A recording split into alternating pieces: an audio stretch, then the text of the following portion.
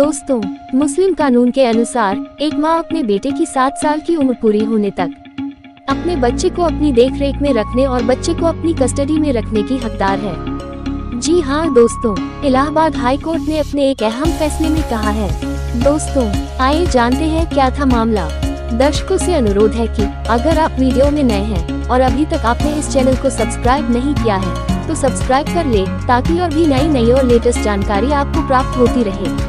तो चलिए दोस्तों, वीडियो को शुरू करते हैं। दरअसल दोस्तों, इस मामले में इलाहाबाद हाई कोर्ट के जस्टिस करुणेश सिंह पवार की पीठ ने लगभग 3 साल और 7 महीने की उम्र के बच्चे तकबीर खान की मां रेहाना द्वारा दायर की गई बंदी प्रत्यक्षीकरण रिट याचिका, जो कि इलाहाबाद हाई कोर्ट ने दाखिल की थी, और अपनी याचिका में उन्होंने अपने बच्चे की कस्टडी की मांग की थी, जो वर्तमान में उसका बच्चा पति इम्तियाज के साथ रह रहा था।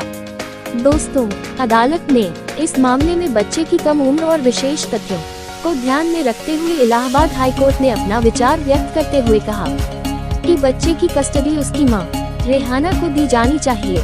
दोस्तों, बंदी प्रत्यक्षीकरण रिट याचिका में याचिकाकर्ता बच्चे की मां ने दावा किया कि प्रतिवादी नंबर 4 बच्चे का पिता रेहाना का पति ने शराब के प्रभाव में उसके साथ शारीरिक दुर्व्यवहार किया और कथित अत्याचारों के कारण वर्ष 2021 में अपने बेटे के साथ अपने माता पिता के घर चली गई थी। दोस्तों, याचिकाकर्ता ने आगे तर्क दिया कि अपने पति के साथ अपने वैवाहिक घर में अस्थायी रूप से सहवास फिर से शुरू करने के बावजूद उसके व्यवहार में बदलाव नहीं आया और बाद में पति के खिलाफ यौन अपराधों से बच्चों के संरक्षण अधिनियम के तहत मामला दर्ज किया गया, जिसके कारण पीड़िता की मौत हो गई थी। दोस्तों, उनका मामला ये था कि जमानत पर रिहा होने पर वो कथित तौर पर विवाहेतर संबंध में शामिल हो गया, जिस पर पत्नी ने आपत्ति जताई। इस घटनाक्रम के बाद पति ने कथित तौर पर पत्नी को वैवाहिक आवास खाली करने के लिए मजबूर किया, जबकि याचिकाकर्ता की इच्छा के विरुद्ध कस्टडी में लिए गए बच्चे तकबीर खान की हिरासत बरकरार रखी। इसलिए दोस्तों, बच्चे की मां के द्वारा बंदी प्रत्यक्षीकरण रिट याचिका इलाहाबाद हाई कोर्ट में बच्चे की कस्टडी के लिए न्यायिक हस्तक्षेप की मांग के लिए रिट याचिका दायर की गई। दोस्तों, हाई कोर्ट ने कहा कि याचिका दायर करने के समय बंदी की उम्र 2 साल थी और वर्तमान में लगभग 3 साल और 7 महीने है। ये निर्विवाद है कि प्रतिवादी नंबर 4 बलात्कार के आरोपों का सामना कर रहा है।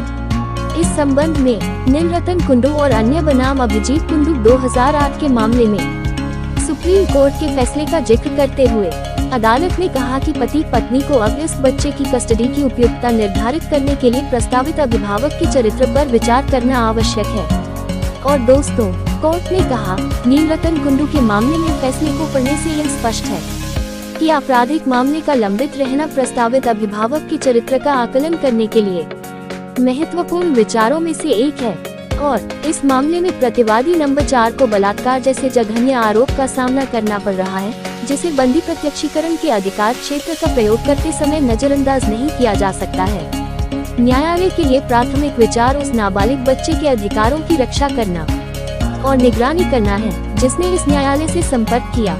परम कल्याण और इस क्षेत्राधिकार पर निर्णय करते समय बच्चे के कल्याण के साथ साथ बच्चे की भविष्य की संभावनाओं को भी ध्यान में रखना होगा। इसके अलावा कोर्ट ने कहा कि प्रतिवादी नंबर 4 शराब के नशे में रहता है। वो अनपढ़, लापरवाह और कठोर किस्म का व्यक्ति है, जिसका अन्य महिलाओं के साथ अवैध संबंध भी है और ये कारक उसके खिलाफ है। अदालत ने कहा, तथ्य यह है कि अब साक्षी बंदी की मां है, जिसकी उम्र लगभग 3 साल और 7 महीने है।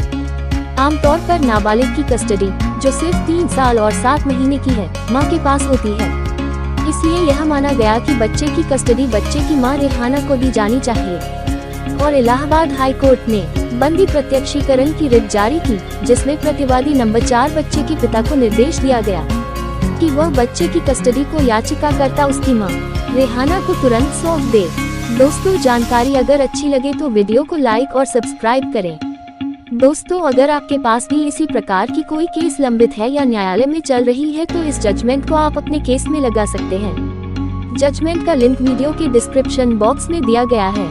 दोस्तों, अगर आप वीडियो में नए हैं और अभी तक आपने इस चैनल को सब्सक्राइब नहीं किया है तो सब्सक्राइब कर ले, ताकि और भी नई और लेटेस्ट जानकारी आपको मिलती रहे। दोस्तों, आप अपने अधिकारों को समझें और जागरूक बने, यही हमारा प्रयास है। सत्यमेव जयते। जय हिंद, जय भारत।